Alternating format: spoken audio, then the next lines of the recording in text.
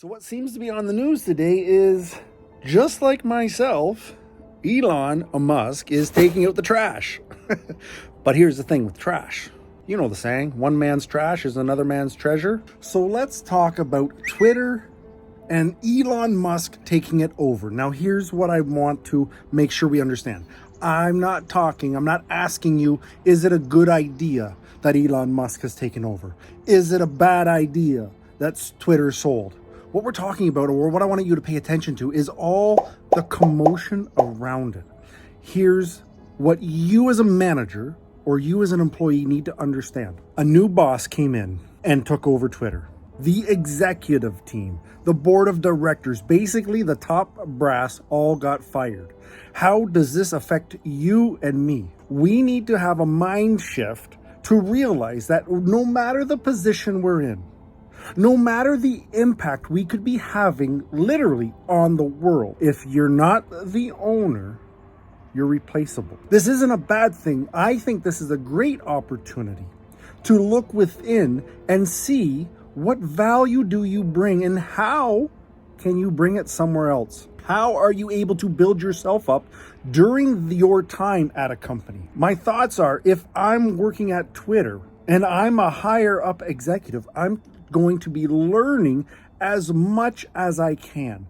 I'm going to be getting and internalizing as much knowledge, information, skills, everything, so that when or if the opportunity comes and I'm terminated, I'm let go, or there's a new opportunity for me to go and join, I'm able to do so. I've seen on Twitter that these executives, these higher ups, and how they're talking in such, I'm going to say in such a woe is me manner. I did the best for Twitter. I put my life into this. I gave you the best years.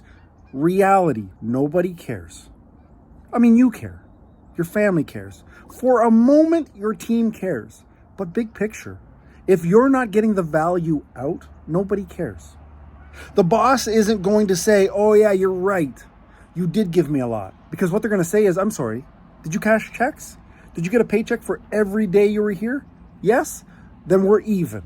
It's how we internalize our self-worth. It's how we internalize what we can get from the market. I actually did a video about knowing about your self-worth, which I will link at the end of this video. You know, I've realized all the coffee I get, and I haven't done the cliched YouTube video making coffee before it starts, but we will today. The next point that I want to make very clear, I'm shaky.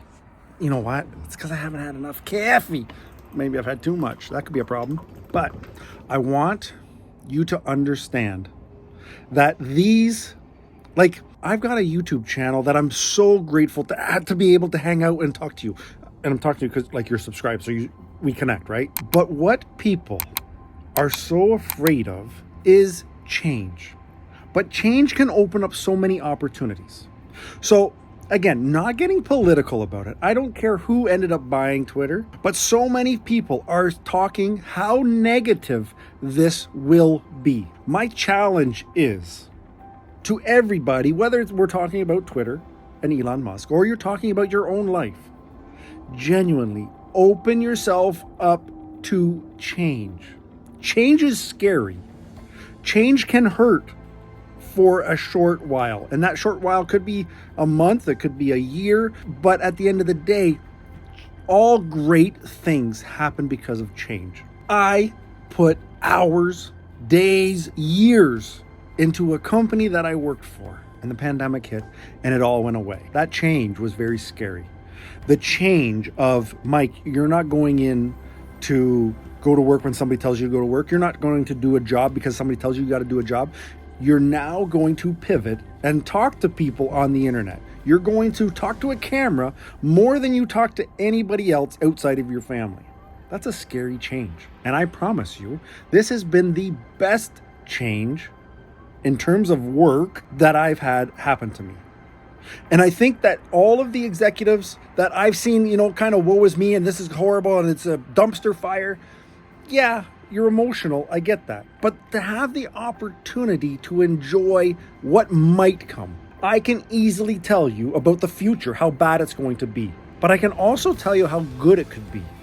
It's up to us to decide how we interpret it. And I think that at the end of the day, this is going to be a great thing for Twitter. On top of that, one more takeaway. We have to understand that when you're an employee, you have to do what the boss says. That means even if you're in upper management, even if you're an executive, you're still an employee.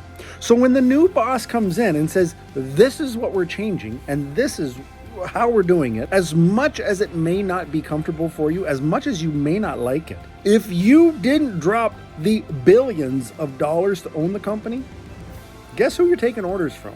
And if you're not, that's cool. You go get your own, be your own, move to a different platform, a different position. Absolutely take care of yours. But you don't need to share it with everybody. Nobody cares. That's the cool part about this, I think, is that whether these executives at Twitter, whether they did life-changing things or they were absolutely garbage people, nobody cares. Nobody is going to remember. So take that for, as you get your great days, nobody's going to remember. But as you get your bad days, nobody's going to remember. Everybody seems to move on so quick.